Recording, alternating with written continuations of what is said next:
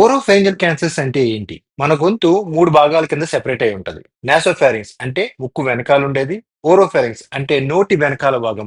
హైపోఫారింక్స్ అంటే కింద మనం అన్నం తిన్నాక ముద్ద వెళ్ళే చోటు ఇక్కడ. ఈ ఓరోఫారింక్స్ లో ఏమేం పార్ట్స్ ఉంటాయంటే టాన్సిల్, నాలిక వెనక భాగము మరియు పోస్టీరియర్ ఫెరింజియల్ వాల్ అంటే గొంతు యొక్క వెనకాల భాగం.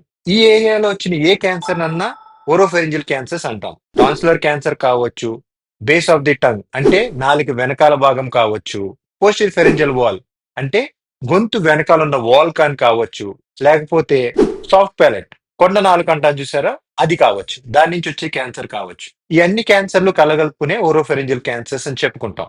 ఈ ఓరోఫెరింజియల్ క్యాన్సర్స్ రావటానికి గల ముఖ్య కారణాలు ఏంటంటే మన భారతదేశంలో most commonly smoking of tobacco, alcohol and especially యువకుల్లో హెచ్పివి హ్యూమన్ ప్యాపిలోమా వైరస్ అనే ఒక వైరస్ కారణం చేత ఈ ఓరోఫెరింజియల్ క్యాన్సర్స్ అనేది ఈ మధ్య కాలంలో ఎక్కువగా వస్తున్నాయి. ఈ ఓరోఫెరింజియల్ క్యాన్సర్స్ లక్షణాలు ఏంటి? ఈ ఓరోఫెరింజియల్ క్యాన్సర్స్ ఎర్లీ స్టేజెస్ లో టాన్సిల్ లో అల్సర్ కింద లేదా టాన్సిల్ లో గ్రోత్ కింద, నాలుక వెనుక భాగంలో గ్రోత్ కింద స్టార్ట్ అవుతుంది. ఇవి వచ్చినప్పుడు ఇనీషియల్ గా పెయిన్ లేని అల్సర్స్ కింద కనపడతాయి. బ్లీడింగ్ రావచ్చు, అన్నం తినేదానికి ఇబ్బంది రావచ్చు.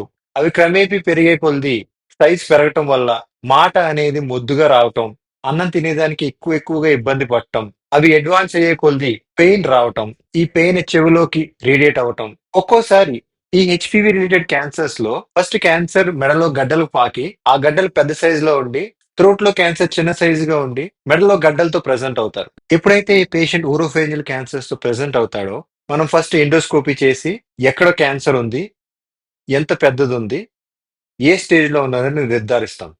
ఆ తర్వాత దాని నుంచి ముక్క పరీక్ష చేసి దాన్ని బయాప్సీ అంటాం. క్యాన్సర్ అని నిర్ధారించిన తర్వాత ఎప్పుడు కూడా పెట్ స్కాన్ అనే స్కానింగ్ చేస్తే బెస్ట్. అది హోల్ బాడీ అంతా స్కాన్ చేసి ఈ క్యాన్సర్ థ్రోట్ లో మాత్రమే ఉందా, మెడలో గడ్డలు కూడా పాకిందా, వేరే బాడీలో ఇంకెక్కడికైనా పాకిందా కూడా తెలుసుకుంటాం. ఈ క్యాన్సర్స్ జనరల్ గా టాన్సిల్ నుంచి నాలుక వెనక భాగం లేదా టాన్సిల్ నుంచి పైన కొండ నాలిక లేకపోతే వెనక్కి పోస్టీరియర్ ఫెరింజియల్ వాల్ కానీ స్ప్రెడ్ అయ్యే అవకాశం ఉంటుంది.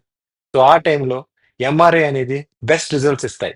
ఈ స్కానింగ్ వల్ల ముఖ్యంగా మనం డీప్ ఎక్స్టెన్షన్ అంటే లోపలికి ఎంతవరకు చొచ్చుకుపోయింది అనేది తెలిసి దాని ప్రకారం దీన్ని కరెక్ట్ స్టేజ్ అని నిర్ధారిస్తాం.